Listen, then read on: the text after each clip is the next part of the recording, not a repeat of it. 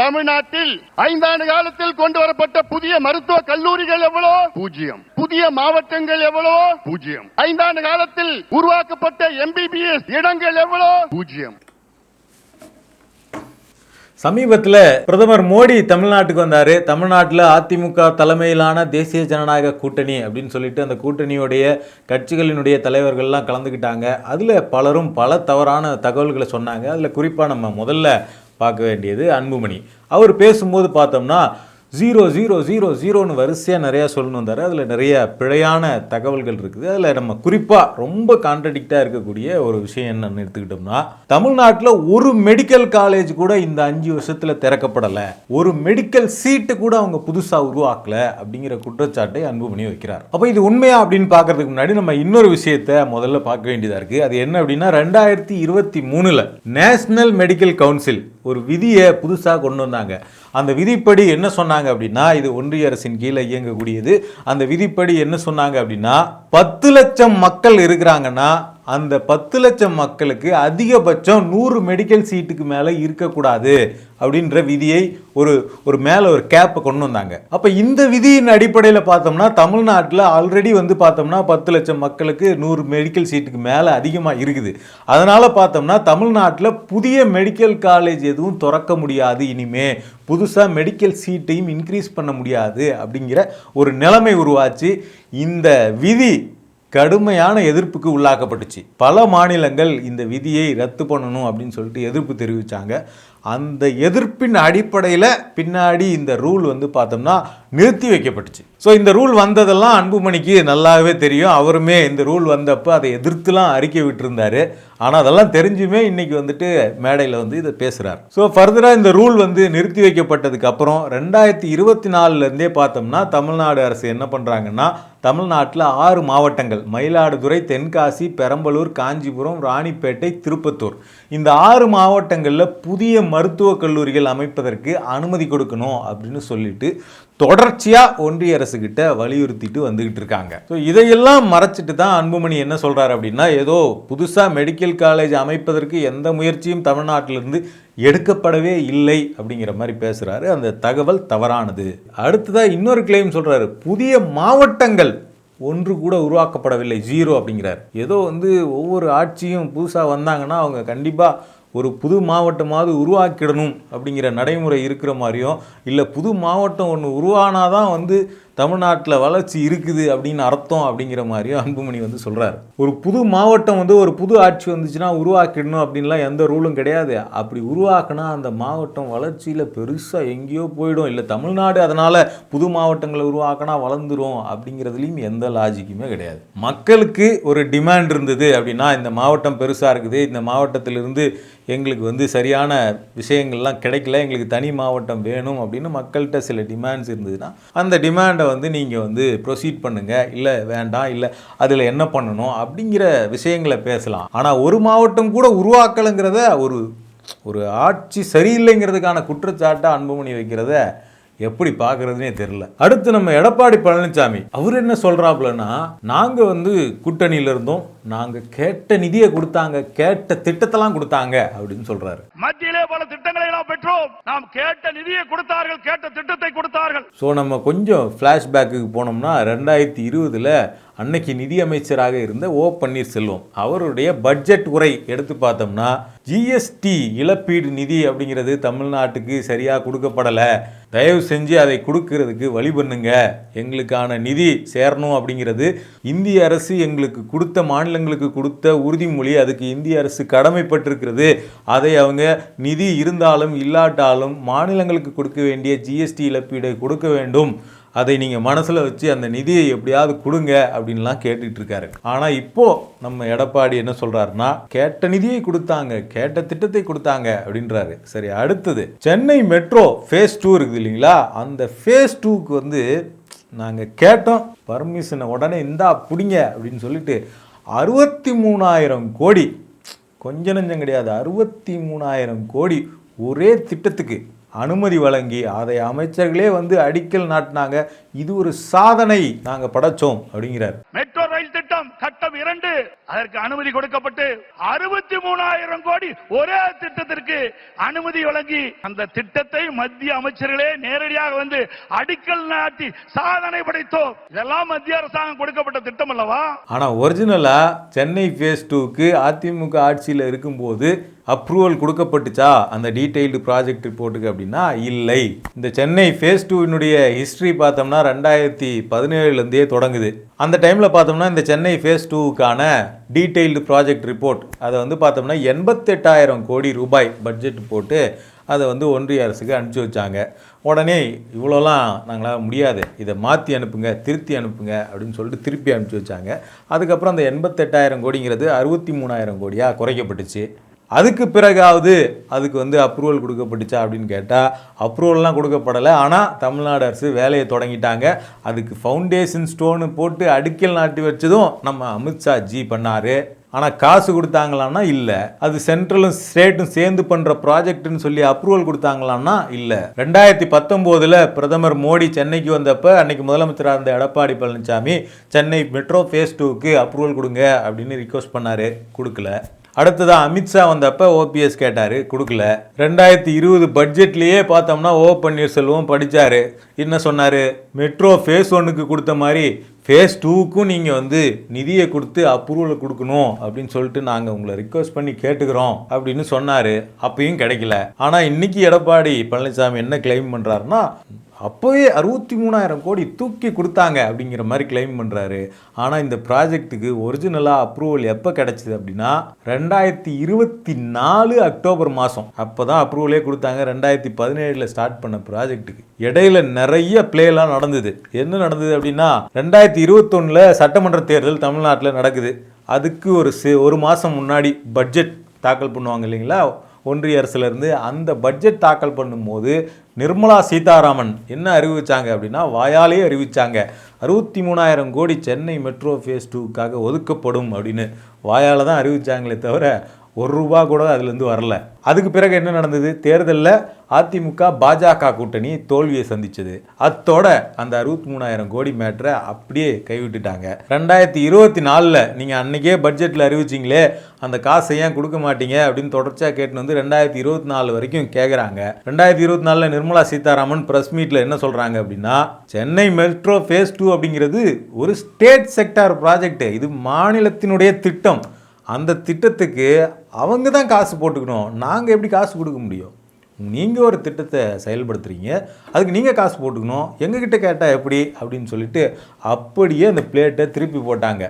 இதை நிர்மலா சீதாராமன் மட்டும் போடலை, பார்லிமெண்ட்டில் இது குறித்தான கேள்வி தயாநிதி மாறன் எம்பியால் இது குறித்தான கேள்வி பார்லிமெண்ட்டில் எழுப்பப்பட்டுச்சு. அந்த கேள்விக்கு பதிலளித்த ஒன்றிய அரசு என்ன சொன்னாங்கன்னா சென்னை மெட்ரோ ஃபேஸ் 2 அப்படிங்கிறது மாநில அரசின் திட்டம், இதுக்கான மொத்த செலவையும் மாநில அரசு தான் ஏற்றுக்கணும், ஒன்றிய அரசு தர வேண்டியது அப்படின்னு எதுவுமே இதில் இல்லை அப்படின்னு பதில் கொடுத்தது ரெக்கார்டாக இருக்குது.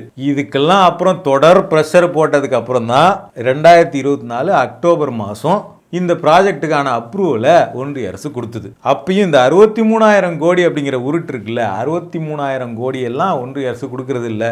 அந்த 63,000 கோடி அப்படிங்கிறது ப்ராஜெக்ட் வேல்யூ. அந்த ப்ராஜெக்ட் வேல்யூவில் 7,400 கோடி தான் ஒன்றிய அரசு கொடுக்கக்கூடியது. மீதி இருக்கக்கூடிய பணம் அப்படிங்கிறது வெளியிலிருந்து கடனாக வாங்கப்படுது, ப்ளஸ் மாநில அரசு போடுது. இந்த கதையவா இன்னும் உருட்டிக்கிட்டு இருக்கீங்க அப்படிங்கிற மாதிரி இருக்குது எடப்பாடி பழனிசாமி சொல்லக்கூடியது. அடுத்தது இன்னொன்று, நடந்தாய் வாழி காவிரி திட்டம். அதாவது காவிரி நதியையும் காவிரியுடைய கிளை நதிகளாக இருக்கக்கூடிய நதிகளையும் மாசுபடாமல் அதில் கழிவுநீர் கலக்காம அதை தூய்மைப்படுத்தக்கூடிய திட்டம். இந்த திட்டத்தை வந்து நாங்கள் மத்திய அரசு கிட்ட அனுமதி கேட்டோம். பாரத பிரதமர் அவர்களை நான் சந்தித்து இந்த கோரிக்கை வைத்தேன். நடந்தாய் வாழி காவிரி திட்டம் சுமார் 14,000 கோடி இந்த திட்டத்திற்கு நிதி தேவை. அற்புதமான திட்டம். இந்த திட்டத்தை நிச்சயமாக நிறைவேற்றி தருவேன் என்று சொல்லி மேதக குடியரசுத் தலைவர் உரையிலே இடம்பெற செய்து கடந்த 2024 ஆண்டு அதற்கு அனுமதி கொடுக்கப்பட்டது. ஆனால் இந்த அரசு முடக்கி வைத்திருக்கின்றது. உடனே பிரதமர் என்ன பண்ணார் தெரியுங்களா? உடனே அதை வந்து குடியரசுத் தலைவர் உரையில இடம்பெற வச்சார். 14,000 கோடி உடனே அனுமதி தந்தார். ஆனா உடனேன்னு சொல்லிட்டு அனுமதி எப்ப கொடுத்தாங்கன்னு கேட்டா 2024 கொடுத்தாங்க. அதை எடப்பாடியே ஒத்துக்கிறார். ஆனா 2024 ஜூன் மாசம் கொடுக்கப்பட்ட அனுமதிக்கு பிறகு தமிழ்நாடு அரசு அதை கிடப்பில் போட்டு முடக்கி வச்சிருக்குது அப்படிங்கிறார். அப்ரூவலே 2024 ஜூன் மாசம் தான் வந்திருக்குது. இந்த திட்டத்தை 2 ஃபேஸ்ல நடைமுறைப்படுத்துறதுக்கு தமிழ்நாடு அரசு திட்டமிட்டு முதல் கட்டத்துக்கான டிபிஆர் தயாரிக்கும் பணியில் ஈடுபட்டு இருக்காங்க. இந்த பணிங்கிறது நடந்துகிட்டு இருக்கு. ஆனால் எடப்பாடி பழனிசாமி என்ன சொல்றாருன்னா முடக்கி வைக்கப்பட்டிருக்கு அப்படின்றார். இதில் இந்த 14,000 கோடிங்கிறாருல்ல, 14,000 கோடி ஏதோ ஒன்றிய அரசே கொடுத்துட்டு மாதிரி சொல்றாரு. அந்த கதையை கூட நம்ம அப்புறம் பார்ப்போம். முதல்ல இந்த ப்ராஜெக்டை நாங்கள் ஒன்றிய அரசுக்கிட்ட கேட்டோம், அவங்க உடனே கொடுத்துட்டாங்கன்னு சொல்கிறாருல்ல, என்ன கேட்டோம் என்ன கொடுத்தாங்க அப்படிங்கிறத முதல்ல பார்ப்போம். எடப்பாடி பழனிசாமி முதலமைச்சராக இருந்தப்ப அவர் கேட்டார், கங்கை புனரமைப்பு திட்டத்தை செயல்படுத்துவது போல நடந்தாய்வாழி காவிரி திட்டத்தை தேசிய திட்டமாக எடுத்து நிதி ஒதுக்க வேண்டும்.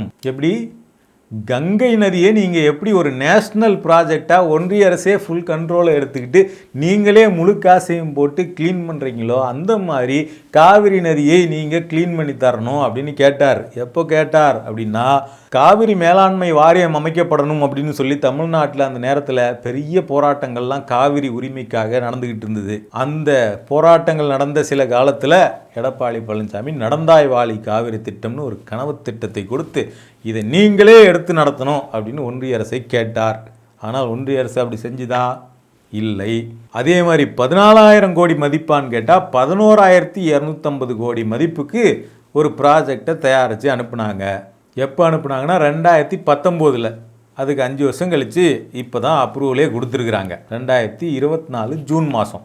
அதுலேயும் பார்த்தோம்னா அது 2 கட்டமாக நடத்த போகிறாங்க இல்லைங்களா. அதில் முதல் கட்டத்துக்கான நிதி அப்படிங்கிறது 934 கோடி. இப்போ ஒன்றிய அரசு என்ன மாதிரியான அப்ரூவலை அந்த திட்டத்துக்கு கொடுத்துருக்குது அப்படின்னா, 60% நிதி ஒன்றிய அரசு கொடுக்கும், 40% நிதியை மாநில அரசு போடணும். ஸோ ஒரு சென்ட்ரலி ஸ்பான்சர்டு ஸ்கீம் மாதிரி சென்ட்ரலும் ஸ்டேட்டும் சேர்ந்து செய்யக்கூடிய திட்டமாகத்தான் இந்த திட்டத்துக்கு ஒன்றிய அரசு 5 ஆண்டுகள் கழித்து அனுமதி கொடுத்துருக்கு. கங்கை ப்ராஜெக்ட் மாதிரி எடப்பாடி பழனிசாமி கேட்ட மாதிரி எல்லாம் முழு மனதோட முழு விருப்பத்தோட இந்த ப்ராஜெக்டுக்கு அனுமதி கிடைக்கவில்லை. அதே மாதிரி இந்த முதல் கட்டமான 934 கோடியிலேயே 40% தமிழ்நாடு அரசு போடணும் அப்படின்னு சொல்லிட்டு அதில் என்னென்ன செலவுகள் அப்படிங்கிற பட்டியலெலாம் கொடுத்துருக்குறாங்க. அதில் ஒன்றிய அரசு 560 கோடி கொடுக்கும், தமிழ்நாடு அரசு 373 கோடி போடணும் அப்படின்னு சொல்லிட்டு, இது இல்லாமல் இயக்கம் மற்றும் பராமரிப்பு, தொழிலாளர் நிதி மற்றும் மறுவாழ்வு மற்றும் மீள்குடியமர்வு பணிக்கான 377.97 கோடியை மாநில அரசே முழுமையாக பெற்றுக்கொள்ள வேண்டும் என ஒன்றிய அரசு கேட்டுக்கொண்டுள்ளது. அதாவது ஏற்கனவே சொன்ன 40% ஷேர் இருக்கு இல்லைங்களா, 373 கோடி, அது இல்லாமல் இன்னொரு 377 கோடியை தமிழ்நாடு அரசு தான் போடணும். அப்போ இந்த திட்டத்துக்கான அதிக நிதியை ஏற்றுக்கொள்ளக்கூடியதாக தமிழ்நாடு அரசு இருக்குது. இவர் சொன்ன மாதிரி, எடப்பாடி பழனிசாமி சொன்ன மாதிரி 14,000 கோடியை அப்படியே கேட்ட உடனே தூக்கி கொடுத்துட்டாங்கிற மாதிரி எல்லாம் இந்த ப்ராஜெக்டில் எதுவுமே நடக்கலை. இன்னொன்று, இந்த ப்ராஜெக்ட் முடக்கப்படவும் இல்லை. சிந்தித்து பாருங்கள், 14,000 கோடி, 1,000 2,000 இல்ல 14,000 கோடி நம்முடைய தமிழ்நாடு நலன் பெறுவதற்காக மத்திய அரசு அனுமதித்தது. பாரத பிரதமர் அவர்கள் மனமுகந்து கொடுத்த அந்த திட்டம். சரி, இவங்கெல்லாம் இப்படி. அடுத்து நம்ம பிரதமர் மோடி, அவர் நீங்களே இப்படி பேசுனா நான் மட்டும் என்ன சும்மாவா அப்படின்னு சொல்லிட்டு அவர் என்ன பண்ணாரு அப்படின்னு பார்த்தோம்னா, करीब 3 लाख करोड़ रुपए तमिलनाडु को दिए हैं. கடந்த 11 ஆண்டுகளிலே என்டிஏ அரசாங்கமானது அதிகார பகிர்வு வாயிலாக மட்டுமே 3 லட்சம் கோடி ரூபாயை தமிழ்நாட்டிற்கு அளித்திருக்கிறது. காங்கிரஸ் திமுக மத்தியிலே ஆட்சி செய்த காலத்தோடு ஒப்பிடுகையிலே 3 மடங்கு அதிகமானது. ஒன்றிய அரசு தமிழ்நாட்டுக்கு நிதியை சரியா கொடுக்க மாட்டேங்குதுன்னு பொய்யான குற்றச்சாட்டு வைக்கிறீங்கல்ல. தமிழ்நாட்டுக்கு உண்மையிலேயே டாக்ஸ்ல இருந்து ஷேர் கொடுக்கறது இருக்குல்ல, மத்திய வரி தொகுப்பிலிருந்து மாநிலங்களுக்கு பிரிச்சு கொடுக்கக்கூடிய ஷேர்ல தமிழ்நாட்டுக்கு இதுவரைக்கும் 3 லட்சம் கோடியை ஒன்றிய அரசு கொடுத்துருக்கு. இதை யார் கொடுத்தது? பாஜக ஒன்றிய அரசு கொடுத்துருக்கு. இதே காங்கிரஸ் திமுக கூட்டணியில் ஒரு ஒன்றிய அரசு இருந்ததுங்களா, அந்த ஒன்றிய அரசு எவ்வளோ கொடுத்தது தெரியுமா? அந்த பணத்தை விட 3 மடங்கு அதிகமான பணத்தை இப்போ நாங்கள் கொடுத்துருக்குறோம் அப்படின்னு கிளைம் பண்ணுறார் நம்ம பிரதமர். அதாவது பிரதமர் மோடி ஆட்சிக்கு வந்து 12 வருஷம் ஆக போகுது. இந்த 12 வருஷத்துக்கு முன்னாடி இன்னொரு 10 வருஷம் அது வந்து காங்கிரஸ் கூட்டணி ஆட்சியில் இருந்த வருஷம். அந்த டைம் பீரியடில், அதாவது கிட்டத்தட்ட 20 வருஷத்துக்கு முன்னாடி, 15 வருஷத்துக்கு முன்னாடி 1000 ரூபாவுடைய மதிப்பு என்ன, இன்னைக்கு 1000 ரூபாவுடைய மதிப்பு என்ன, அப்போ தங்கத்தினுடைய விலை என்ன, இன்னைக்கு தங்கத்தினுடைய விலை என்ன, பணம் அப்படிங்கிறது காலம் செல்ல செல்ல, ஆண்டுகள் செல்ல செல்ல அதோடைய வேல்யூ அப்படிங்கிறது குறைஞ்சிக்கிட்டே இருக்கும் அப்படிங்கிறத கூட கணக்கில் எடுத்துக்காமல் இவர் என்ன சொல்கிறாருன்னா, ரூபாய் அடிப்படையில் சொல்கிறார். நாங்கள் அப்போ கொடுத்ததை விட 3 மடங்கு அதிகமாக கொடுத்துருக்குறோம் அப்படிங்கிறார். ஆனால் ஒரிஜினலாக இப்போ நம்ம வந்து இந்த பர்சன்டேஜ் இருக்குல்ல, அந்த பர்சன்டேஜை பார்ப்போம். அதாவது ஒன்றிய அரசினுடைய வரி தொகுப்புலேருந்து மாநிலங்களுக்கு பிரித்து கொடுக்கறதுல தமிழ்நாட்டுக்கு எத்தனை பர்சன்டேஜ் வருது அப்படின்னு பார்த்தோம்னா, 2005 10 வரைக்கும் காங்கிரஸ் கட்சி கூட்டணியினுடைய ஃபர்ஸ்ட் கவர்மெண்ட், யூபிஏ ஃபர்ஸ்ட், அதில் வந்து தமிழ்நாட்டுக்கு கிடைச்ச ஷேர் வந்து 5.31%. அடுத்தது 2010 to 15, அதில் தமிழ்நாட்டுக்கு கிடைச்சது அப்படிங்கிறது 4.969%. அடுத்தது நம்ம மோடி அவர்கள் வந்த பிறகு 2015 to 20, அந்த பீரியடில் தமிழ்நாட்டுக்கு கிடைச்சது அப்படிங்கிறது 4.023, 4.9லேருந்து 4.023ஆக அந்த சதவீதம் அப்படிங்கிறது குறைந்திருக்கிறது. அடுத்தது 2020 to 25 பீரியடில் பார்த்தோம்னா 4.079. அப்போ நாங்கள் 3 மடங்கு அதிக நிதியை கொடுத்தோம் அப்படின்னு பிரதமர் சொல்கிறார் இல்லைங்களா. ஆனால் சதவீதமாக பார்த்தால் தமிழ்நாட்டுக்கு கொடுக்கப்பட்ட நிதி அப்படிங்கிறது குறைந்திருக்கிறது அப்படிங்கிறதை நம்மளால் உறுதிப்படுத்த முடியுது. அதே மாதிரி நாங்கள் இதுவரைக்கும் 11 லட்சம் கோடியை தமிழ்நாட்டுக்கு பல்வேறு திட்டங்களின் மூலமாக கொடுத்துருக்குறோம் அப்படிங்கிற கிளைமை போன வருஷத்துலேருந்தே பாஜகவினுடைய பல்வேறு தலைவர்களும் பேசிக்கிட்டு இருக்காங்க. கிட்டத்தட்ட எனக்கு தெரிஞ்சு 2024 பாராளுமன்ற தேர்தலிருந்தே இதை பேசுகிறாங்கன்னு நினைக்கிறேன். பேசுகிற யாருமே இந்த 11 லட்சம் கோடிக்கான ஸ்பிளிட் என்ன அப்படிங்கிறத கொடுக்கறதில்ல.